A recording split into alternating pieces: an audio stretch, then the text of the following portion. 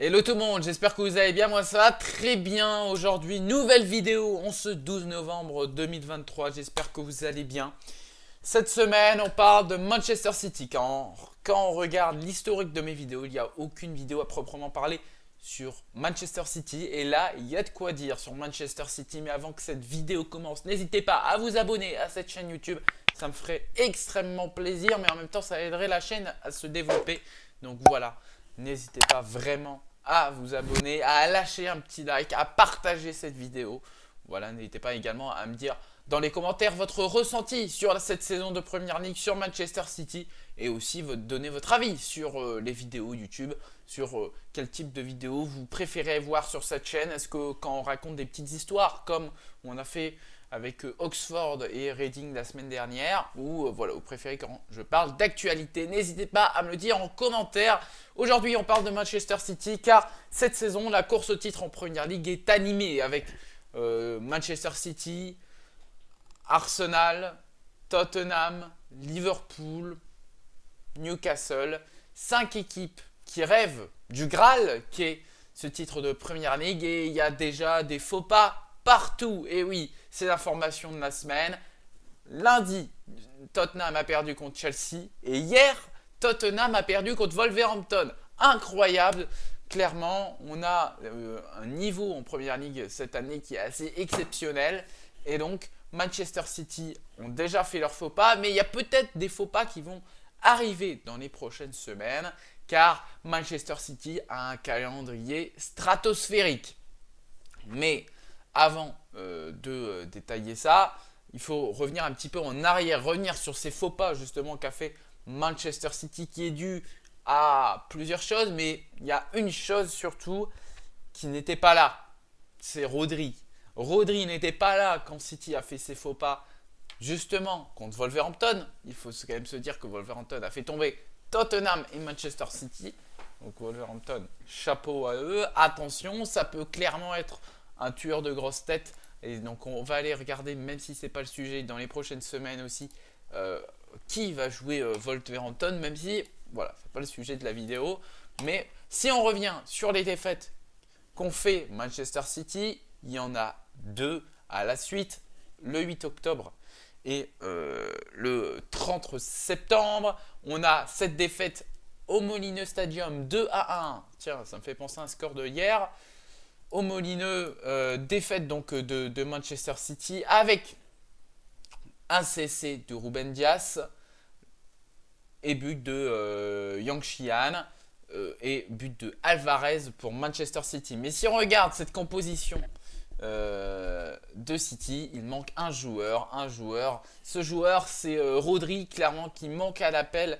Voilà, et clairement, c'est un petit peu ça qui est le facteur de la défaite de Manchester City du côté d'Arsenal et du côté du Molineux contre Wolverhampton, car au milieu de terrain, Mateo Kovacic n'arrive pas à pallier quand il manque un joueur du calibre de Rodri. Rodri apporte une sérénité même à la défense, et là on voit très bien que sans Rodri, c'est pas du tout la même. Et bizarrement, quand Rodri est revenu, clairement, ça se remet à regagner. Je pense notamment au match justement contre Brighton, où ça y est, Rodri revient. Il y a un côté où la défense est sereine. Et clairement, on sent que Rodri est le facteur X de Manchester City, car oui, ils ont Erling Haaland, oui, ils ont des joueurs qui réussissent très bien comme Phil Foden, on parlera de Doku après, mais clairement on a besoin d'un moteur au milieu de terrain, et Rodri est ce moteur qui permet le bon relais entre les joueurs offensifs et les joueurs défensifs, et c'est pour ça notamment qu'il y a eu cette défaite face à Arsenal et face à Wolverhampton, car Guardiola a un nombre incalculable de joueurs de talent, mais il n'a pas ce joueur de talent qui permet de pallier une blessure ou une suspension de Rodri. Donc, on va aussi parler un petit peu des autres joueurs, car c'est pas une vidéo sur Rodri. Bon, forcément, Erling Haaland est super fort. Bon, ça, après, j'ai pas besoin d'une vidéo pour le dire. Clairement, Haaland est trop fort. Très simple. Nous, on va venir sur Jérémy Doku. Jérémy Doku qui a réussi une acclimatation en PL très rapide. Et je suis vraiment impressionné car Doku, c'est 8 matchs, 2 buts, 5 passes D. Clairement, très belle acclimatation pour l'ancien joueur pensionnaire de Ligue 1 de Rennes. Vraiment, je suis agréablement surpris par le fait qu'il s'acclimate très vite, car on sait très bien que des fois, surtout pour des grosses teams, il passe de Rennes à Manchester City, et il peut y avoir cette petite période où le joueur a du mal voilà, il faut s'adapter à la première ligue, il faut s'adapter au fait de jouer dans un grand club, et là, Doku a très bien réussi, et le meilleur exemple, c'est le match de la semaine dernière, où clairement, Doku est impliqué dans tous les buts. À part un ou deux, mais clairement il est impliqué dans presque tous les buts. Voilà, il marque à la 30e minute, il fait 2 passes D pour Bernardo Silva, une passe D pour Akanji et une passe D pour Foden. Voilà, il est impliqué sur 5 buts des 6 et ça c'est vraiment impressionnant face à Bournemouth justement. Et ça va être aussi un facteur très important pour cette rencontre face à Chelsea qui se joue tout à l'heure à 17h30 à Stamford Bridge. Chelsea qui a envie un petit peu de battre le fer tant qu'il est chaud car ça s'est très bien passé face à Tottenham. Et Chelsea cette saison, c'est pas très régulier, mais par contre les grosses équipes, il y a ce petit supplément d'âme. Je pense notamment au Chelsea Arsenal où voilà, si vous regardez les replays, le replay du match, clairement Chelsea était en très très bonne position avant que Sanchez foire tout. Et clairement ce soir, Chelsea va vouloir essayer de continuer sur leur bonne lancée du match contre Tottenham la semaine dernière. Ensuite pour Manchester City, c'est pour ça aussi que je vous dis que là on a Tottenham qui perd des points et qui va sûrement perdre des points car Maddison est blessé. Donc Maddison, c'est quand même le maître à jouer de cette équipe de Tottenham. Il y a d'autres blessures également. Il y a clairement des coups à faire pour des clubs comme Arsenal et Liverpool et Newcastle. Mais encore Newcastle, pas mal de blessés. Je ne sais pas si vous avez vu la vidéo de Trippier où il s'engueule un peu avec des fans et Trippier répond aux fans, bah oui mais c'est compliqué là, on a foiré parce qu'on a beaucoup trop de blessés.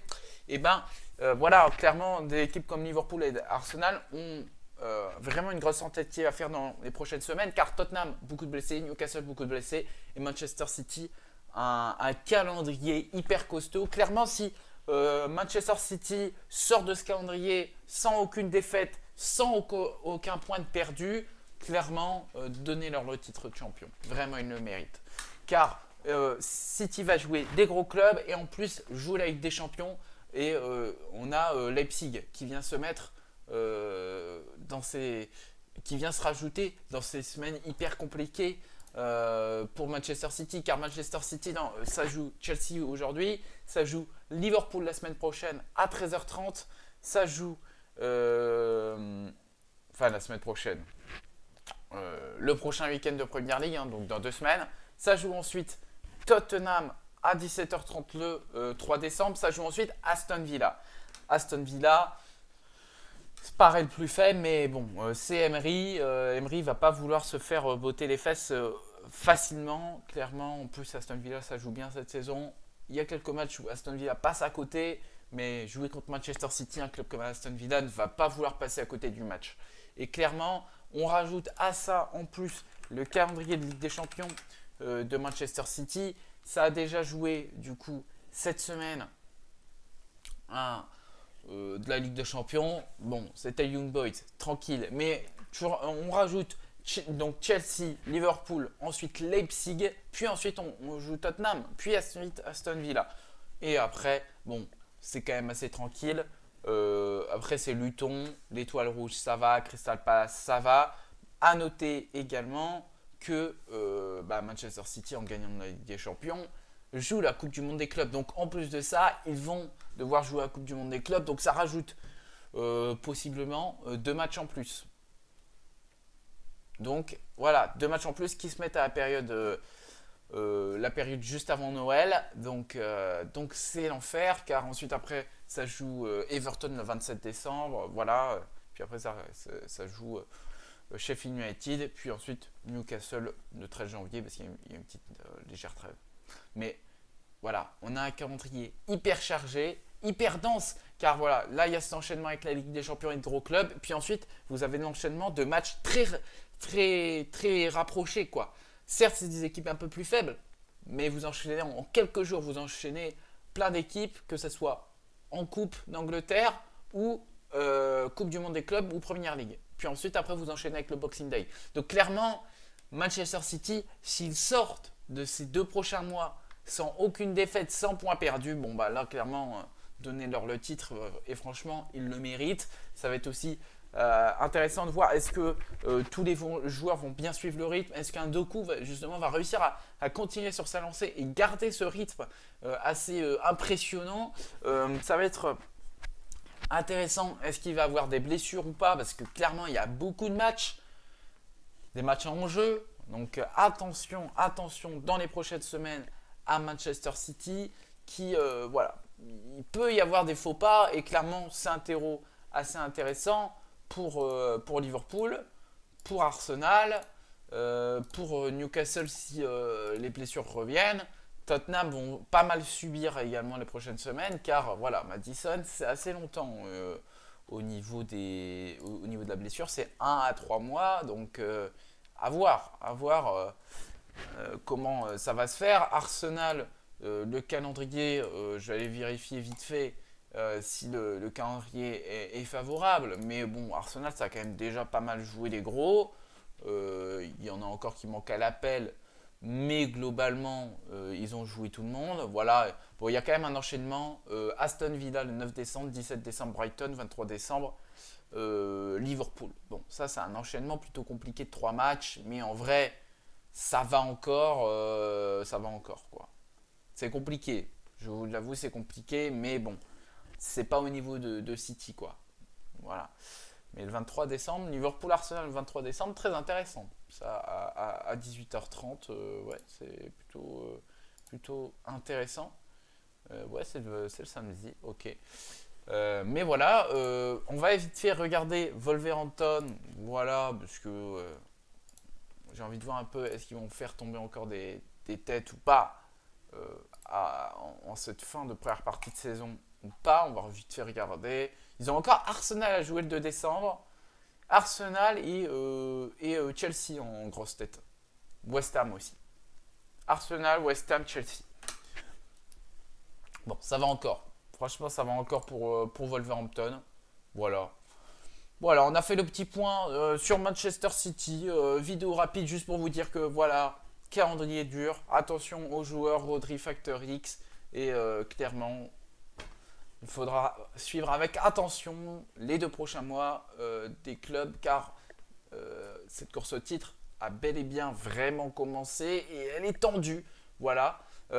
J'espère en tout cas cette vidéo vous a plu. N'hésitez pas à me dire dans les commentaires votre avis sur Manchester City, sur les autres prétendants au titre. N'hésitez pas aussi à me donner un avis sur les types de vidéos que vous préférez. Est-ce qu'on parle d'actualité ou vous voulez des petites histoires comme on a fait la semaine dernière avec l'histoire de la fusion entre Reading et Oxford. Et si vous ne l'avez pas encore vu, n'hésitez pas à voir, c'est une vidéo très intéressante j'avais fait pas mal de recherches. Voilà, elle a mis un petit peu de temps à se lancer en termes de vues, mais bon, après ça allait un petit peu mieux. Mais n'hésitez pas à la voir, franchement, elle est vraiment bien cette vidéo. N'hésitez pas, avant de me quitter, de vous abonner à cette chaîne YouTube, je vous en remercierai bien. Car c'est bien parce que ça me permettrait voilà, de pousser un peu plus la chaîne avec voilà, être un petit peu plus montré par l'algorithme YouTube. Voilà, je vous en remercie d'avance. N'hésitez pas donc à vous abonner, à lâcher un petit like, à partager cette vidéo. Et nous, on se retrouve là à la prochaine pour une vidéo donc dimanche prochain. Ça sera soit une vidéo actualité, soit une vidéo un peu histoire. On verra. Allez, à la prochaine tout le monde. Goodbye.